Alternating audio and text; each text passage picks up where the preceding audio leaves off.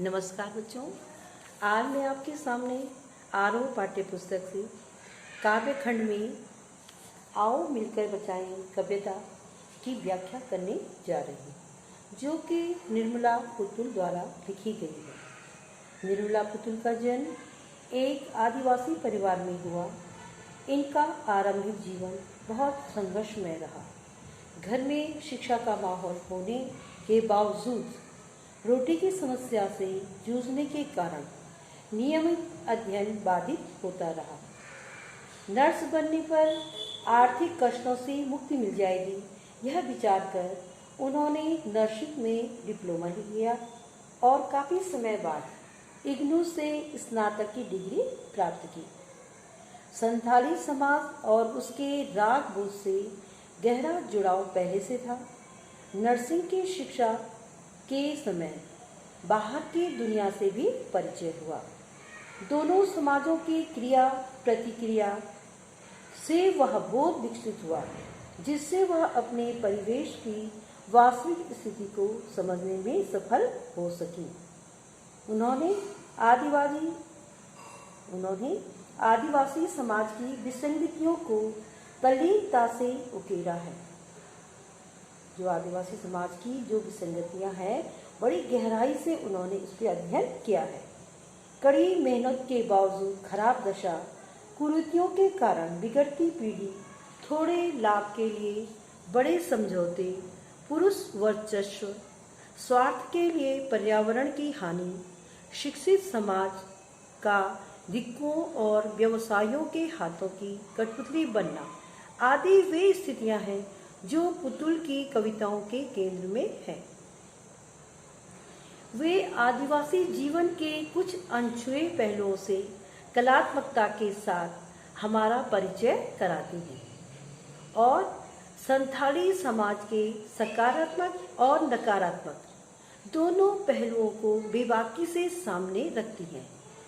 संथाली समाज में जहाँ एक ओर सादगी, भोलापन, प्रकृति से जुड़ाव और कठोर परिश्रम करने की क्षमता जैसे सकारात्मक तत्व हैं, वहीं दूसरी ओर उसमें अशिक्षा, कुरीतियां और शराब की ओर बढ़ता झुकाव भी है। आओ मिलकर बचाएं कविता में दोनों पक्षों का यथार्थ चित्रण हुआ है।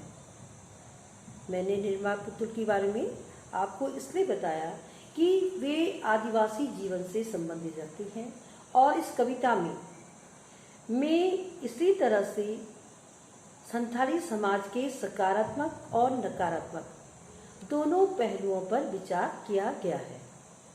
कविता में दोनों पक्षों का यथार्थ चित्रण हुआ है। यह कविता समाज में उन चीज़ों को बचाने की बात करती है जिनका होना स्वस्थ सामाजिक प्राकृतिक परिवेश के लिए जरूरी है। प्रकृति के विनाश और विस्थापन के कारण आज आदिवासी समाज संकट में है, जो कविता का मूल स्वर है। संथाली भाषा से इसका हिंदी रूपांतरण अशोक सिंह जी ने किया है। अब कविता है आगे, आओ मिलकर बचाएं। आओ मिलकर बचाएं। क्या मिलकर बचाएं? कवित्री संबोधित करती है, अपनी बस्तियों को नंगी होने से, शहर की आबो हवा से बचाए उसे, बचाए डूबने से पूरी की पूरी बस्ती को हड़िया में। नंगी होना का मतलब निर्लज्ज होना या अमर्यादा में रहना, मर्यादा में न रहना। यह क्या है? नंगी होना, नंगापन दिखाना। आबो हवा का मतलब है वहाँ का वातावरण, जलवायु। हणिया है आदिवासियों की एक प्रकार की शराब, उसको हणिया बोलते हैं। अगर इस पंक्तियों में संदर्भ लिखना होगा, संदर्भ वही होगा आरोह भागे के में जो संकलित निर्मला पुतुल की कविता आओ मिलकर बचाएं से उद्धृत है। प्रस्तुत पंक्तियों के माध्यम से कवित्री आदिवासी जीवन शैली एवं अपने परिवेश, प्रकृति व संस्कृति को शहरों की अपसंस्कृति से बचाने का आग्रह करती है। वह कहती है जो आदिवासी जो जीवन शैली है वह एक प्राकृतिक है, वो उसको शहरों की जो अब संस्कृति आ चुकी है उसी से बचाने का आग्रह वह अपनी कविता में कर रही है।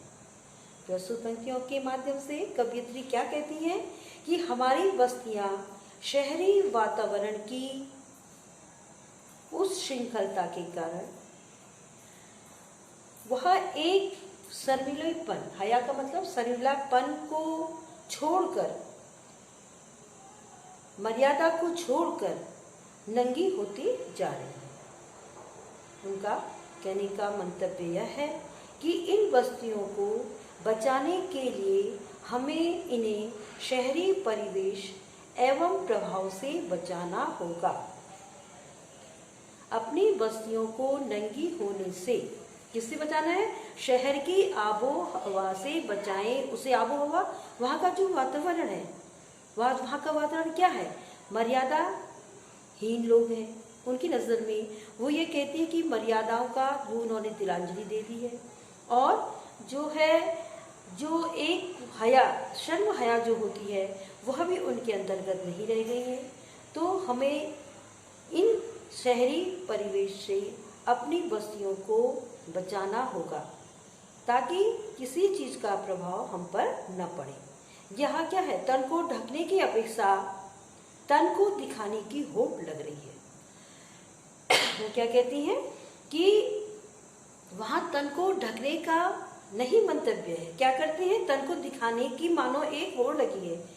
तो लोगों के तन की तरह धरती भी नंगी होती जा रही है। नंगापन मैंने बताया, नंगे होने से मतलब निर्लज्ज, शर्म हया करना होना और मर्यादाहीन होना। वृक्षों को काटकर, वृक्षों के संबंध में प्रकृति परिवेश में वो क्या करती हैं कि वृक्षों को काटकर धरती को नंगा किया जा रहा है। धरती का भी क्या है? धरती में जब पेड़ नहीं रहेंगे तो क्या है? वह एक तरफ से उसके पहाड़ क्या होंगे? नंगे दिखाई देंगे ना। तो वह कहती है कि वृक्षों को काटकर धरती को नंगा किया जा रहा है, और शहरी आबो हवा के कारण ही नशे की लत इन बस्तियों में भी जोर पकड़ती जा रही है। बचाए डूबने से पूरी की पूरी बस्ती को हंडिया में, हंडिया बताया आदिवासियों की एक प्रकार की शराब होती है। तो वह कहती हैं कि पूरा जो जनजातीय समाज है वह शराब के नशे में डूबता चला जा रहा है। वह शराब के नशे की लत के शिकार हो रहे हैं। हमें उनके नशे की इस बढ़ती प्रवृत्ति को रोकना होगा। कवित्री आग्रह करती है कि शर्म या लज्जा को बचाने के साथ साथ हमें लोगों को नशे की बढ़ती लत से भी बचाना होगा, अन्यथा क्या होगा?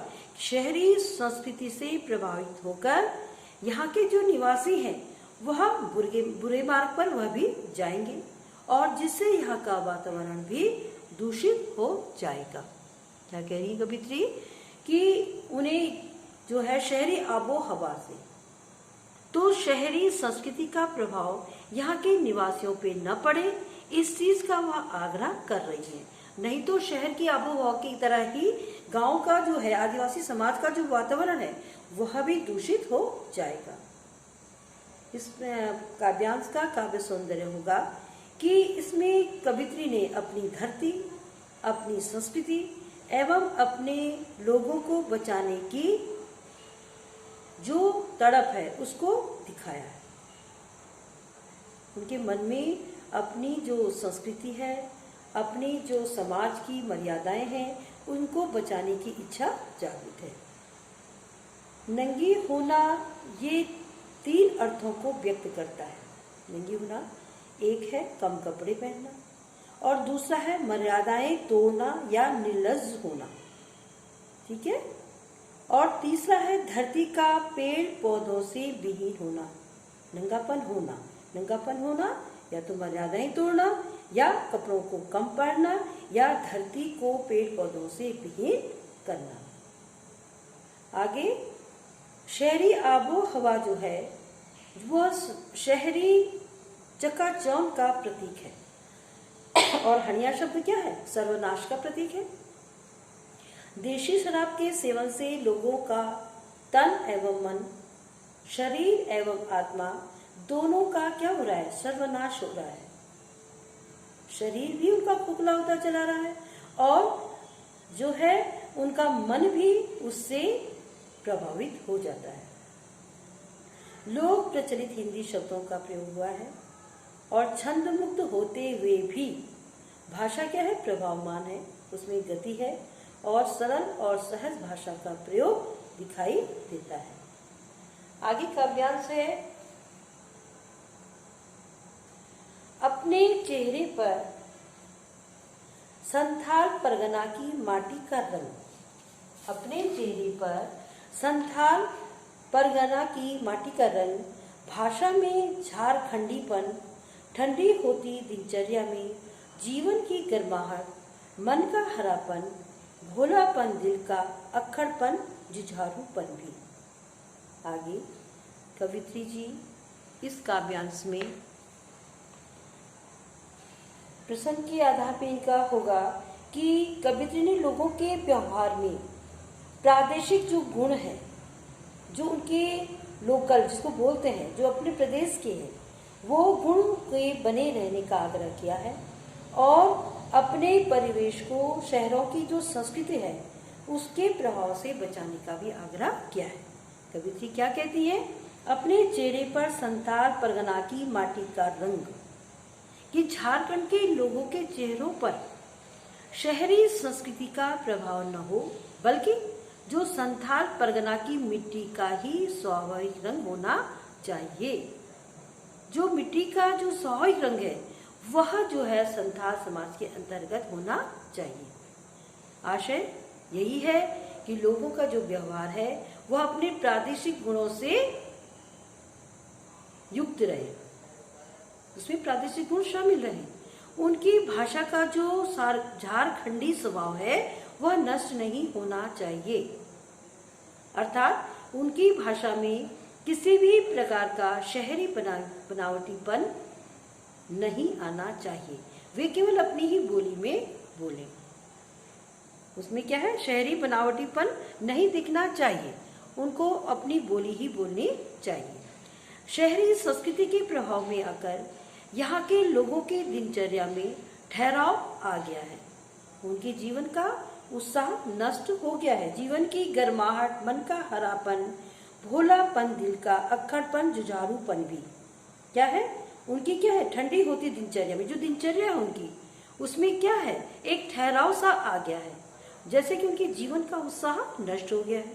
कवित्री चाहती है कि यहाँ के लोगों के जीवन में वह उत्साह फिर से लौट आए, मन में फिर से सरसता और मधुरता आ जाए, उनके दिलों में चालाकी और समझदारी की अपेक्षा वही पहले जैसा भोलापन आ जाए। भोलापन, दिल का, मन का हरापन, मन की जो सरसता है और मधुरता है वो वैसे ही बनी रहे और दिलों में कोई चालाकी नहीं आनी चाहिए। और जो भोलापन है वही भोलापन उनके मन में रहे। उनके स्वभाव का अक्खड़पन, उनका बात बात पर गर्म होकर तन जाना, अक्खड़पन, जुझारूपन। जुझारू क्या है? संघर्ष करने के लिए सदैव तत्पर रहना। अक्खड़पन क्या है? अक्खड़पन का मतलब है कठोर होना, लेकिन जुझारूपन क्या है? संघर्ष करने का जो स्वभाव है, जो हमारे समाज में संघर्ष करने का जो स्वभाव है, तो वह जो है वो गुण सदैव उनके पास ही रहे। वे संघर्ष करने के लिए सदैव तत्पर रहें, उसमें किसी तरह का भी आलस्य न करें। ऐसे में ही वह अपने चरित्र को बनाए रख पाने में सक्षम हो सकेंगे, तभी वो अपने चरित्र को बना पाएंगे। काव्य सौंदर्य प्रस्तुत काव्यांश में शहरी जीवन की जड़ता एवं ठहराव की जगह उमंग, उत्साह और उल्लास भरे जीवन की वकालत की गई है। मतलब कवयित्री का अपनी संस्कृति के प्रति प्रेम प्रकट हुआ है और उसे अपने जो संथालिक लोक स्वभाव है उस पर भी गर्व है। भाषा सरल है, जन जन की भाषा है, भाषा का प्रभाव मुग्धकारी है। ठंडी होती दिनचर्या उमंग उल्लास से शून्य ठहरे हुए जीवन का प्रतीक है कि दिनचर्या में ठंडापन आ गया है जो दिनचर्या में एक जोश होना चाहिए वह जोश खत्म हो गया है। माटी का रंग सांस्कृतिक विशेषता का परिचायक है। मन का हरापन लाक्षणिक प्रयोग है। इसमें मन की मधुरता, सरसता और उमंग उल्लास की अभिव्यक्ति हुई है। बच्चों, आज मैं अपना पाठ यहाँ पे समाप्त कर रही हूँ। अब कल इसके आगे का काव्यांश मैं अपने दूसरे वीडियो के भाग में बताऊंगी।